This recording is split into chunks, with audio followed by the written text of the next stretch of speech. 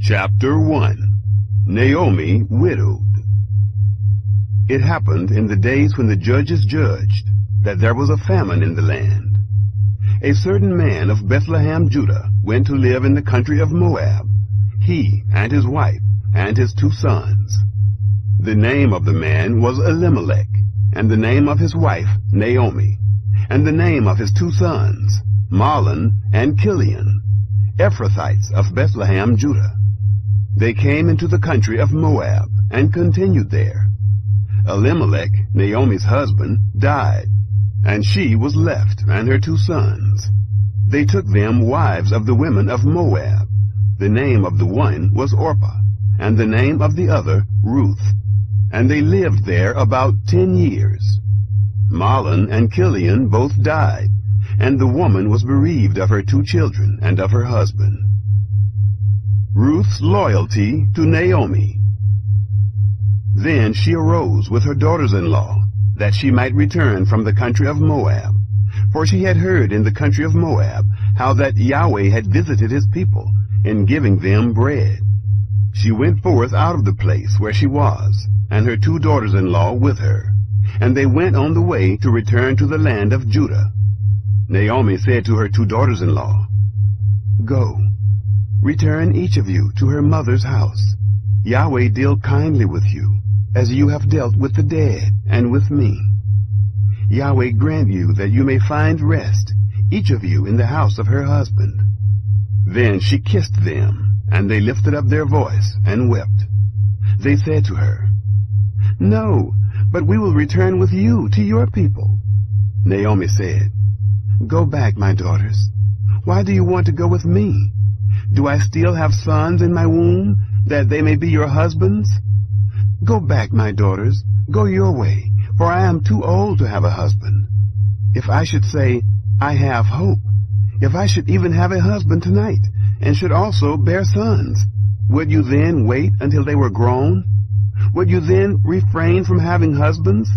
No, my daughters, for it grieves me much for your sakes, for the hand of Yahweh has gone out against me."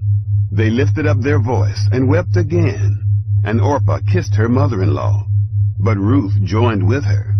She said, "Behold, your sister-in-law has gone back to her people and to her God. Follow your sister-in-law."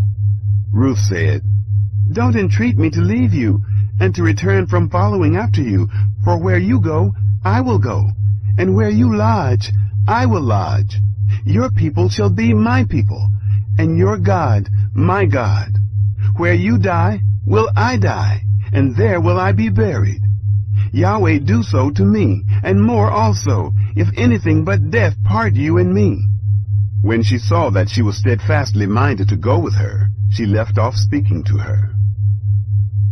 Naomi and Ruth returned to Bethlehem. So they, too, went until they came to Bethlehem. It happened, when they were come to Bethlehem, that all the city was moved about them. And the women said, "Is this Naomi?" She said to them, "Don't call me Naomi. Call me Mara, for the Almighty has dealt very bitterly with me.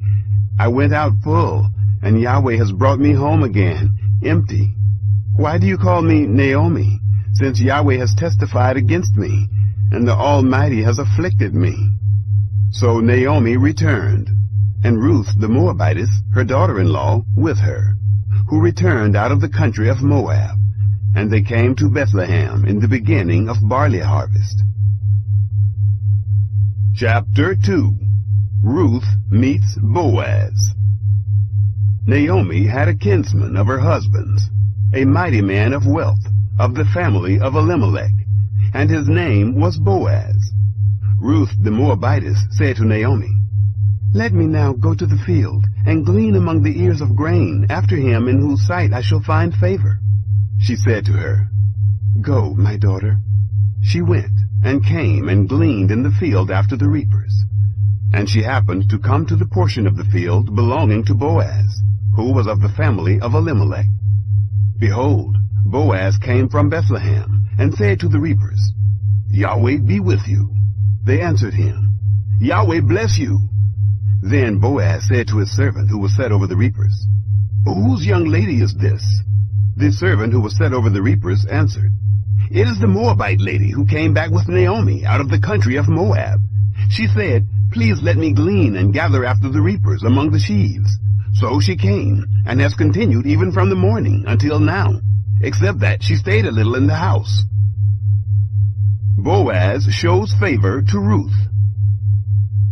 Then Boaz said to Ruth, "Listen, my daughter, don't go to glean in another field, and don't go from here, but stay here close to my maidens. Let your eyes be on the field that they reap, and go after them. Haven't I commanded the young men not to touch you? When you are thirsty, go to the vessels, and drink from that which the young men have drawn." Then she fell on her face, and bowed herself to the ground, and said to him, "Why have I found favor in your sight, that you should take knowledge of me, since I am a foreigner?" Boaz answered her, "It has fully been shown me, all that you have done to your mother-in-law since the death of your husband, and how you have left your father and your mother and the land of your birth, and have come to a people that you didn't know before. May Yahweh repay your work, and a full reward be given you from Yahweh, the God of Israel, under whose wings you have come to take refuge." Then she said, "Let me find favor in your sight, my lord, because you have comforted me, and because you have spoken kindly to your handmaid, though I am not as one of your handmaidens." At mealtime Boaz said to her, "Come here, and eat of the bread, and dip your morsel in the vinegar." She sat beside the reapers, and they reached her parched grain, and she ate, and was satisfied, and left some of it. When she had risen up to glean, Boaz commanded his young men, saying, "Let her glean even among the sheaves, and don't reproach her. Also pull out some for her from the bundles, and leave it, and let her glean, and don't rebuke her." So she gleaned in the field until evening, and she beat out that which she had gleaned, and it was about an ephah of barley. She took it up and went into the city, and her mother-in-law saw what she had gleaned, and she brought forth and gave to her that which she had left after she was sufficed. Her mother-in-law said to her, "Where have you gleaned today? Where have you worked? Blessed be he who noticed you." She showed her mother-in-law with whom she had worked, and said, "The man's name with whom I work today is Boaz." Naomi said to her daughter-in-law, "Blessed be he of Yahweh, who has not left off his kindness to the living and to the dead." Naomi said to her, "The man is a close relative to us, one of our near kinsmen." Ruth the Moabitess said, "Yes, he said to me, 'You shall stay close to my young men until they have ended all my harvest.'" Naomi said to Ruth her daughter-in-law, "It is good, my daughter, that you go out with his maidens, and that they not meet you in any other field." So she stayed close to the maidens of Boaz, to glean to the end of barley harvest and of wheat harvest, and she lived with her mother-in-law. Chapter 3. Naomi instructs Ruth. Naomi, her mother-in-law, said to her, "My daughter, shall I not seek rest for you, that it may be well with you? Now isn't Boaz our kinsman, with whose maidens you were? Behold, he winnows barley tonight in the threshing floor. Therefore wash yourself, anoint yourself, get dressed, and go down to the threshing floor.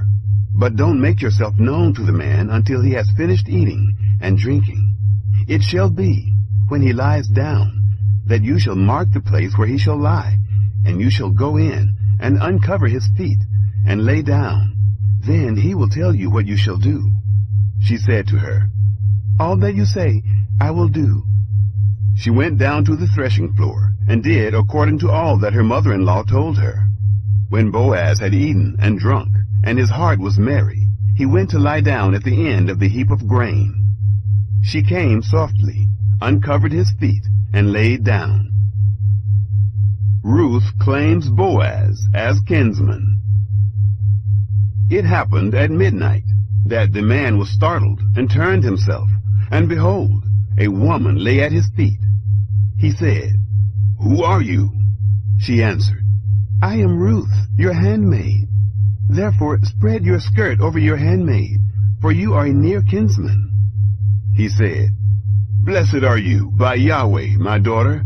You have shown more kindness in the latter end than at the beginning, inasmuch as you didn't follow young men, whether poor or rich. Now, my daughter, don't be afraid.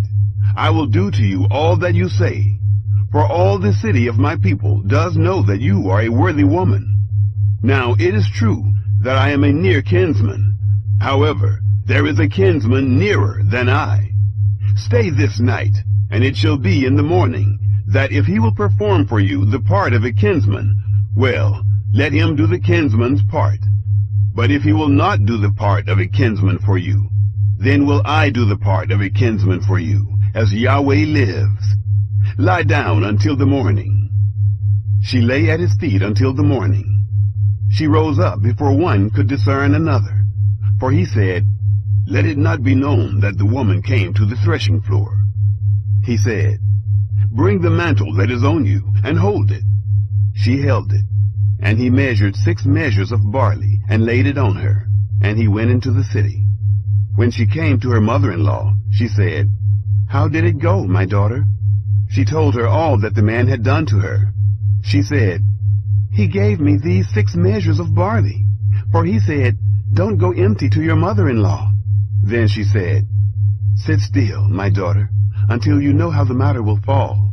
For the man will not rest until he has finished the thing this day. Chapter 4. Boaz redeems Ruth. Now Boaz went up to the gate and sat down there. Behold, the near kinsman of whom Boaz spoke came by, to whom he said, Come over here, friend, and sit down. He turned aside and sat down. He took 10 men of the elders of the city and said, Sit down here. They sat down. He said to the near kinsman, Naomi, who has come back out of the country of Moab, is selling the parcel of land, which was our brother Elimelech's. I thought to disclose it to you, saying, Buy it before those who sit here, and before the elders of my people. If you will redeem it, redeem it. But if you will not redeem it, then tell me, that I may know. For there is no one to redeem it besides you, and I am after you. He said, I will redeem it. Then Boaz said, On the day you buy the field from the hand of Naomi, you must buy it also from Ruth the Moabitess, the wife of the dead, to raise up the name of the dead on his inheritance. The near kinsman said, I can't redeem it for myself, lest I mar my own inheritance. Take my right of redemption for yourself, for I can't redeem it. Now this was the custom in former time in Israel, concerning redeeming and concerning exchanging, to confirm all things. A man took off his shoe and gave it to his neighbor, and this was the way of attestation in Israel. So the near kinsman said to Boaz, Buy it for yourself. He took off his shoe. Boaz said to the elders and to all the people, You are witnesses this day that I have bought all that was Elimelech's, and all that was Kilion's and Mahlon's from the hand of Naomi. Moreover, Ruth the Moabitess, the wife of Mahlon, I have purchased to be my wife, to raise up the name of the dead on his inheritance, that the name of the dead not be cut off from among his brothers, and from the gate of his place. You are witnesses this day. All the people who were in the gate and the elders said, We are witnesses. May Yahweh make the woman who has come into your house like Rachel and like Leah, which two built the house of Israel, and treat you worthily in Ephrathah, and be famous in Bethlehem. Let your house be like the house of Perez, whom Tamar bore to Judah, of the seed which Yahweh shall give you of this young woman.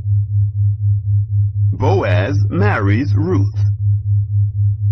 So Boaz took Ruth, and she became his wife, and he went in to her. And Yahweh gave her conception, and she bore a son. The women said to Naomi, Blessed be Yahweh, who has not left you this day without a near kinsman, and let his name be famous in Israel. He shall be to you a restorer of life, and sustain you in your old age. For your daughter-in-law, who loves you, who is better to you than 7 sons, has borne him. Naomi took the child and laid it in her bosom, and became nurse to it. the women, her neighbors, gave him a name, saying, "There is a son born to Naomi." And they named him Obed. He is the father of Jesse, the father of David. The line of David. Now this is the history of the generations of Perez. Perez became the father of Hezron, and Hezron became the father of Ram, and Ram became the father of Amminadab, and Amminadab became the father of Nahshon, and Nahshon became the father of Salmon, and Salmon became the father of Boaz, and Boaz became the father of Obed, and Obed became the father of Jesse, and Jesse became the father of David.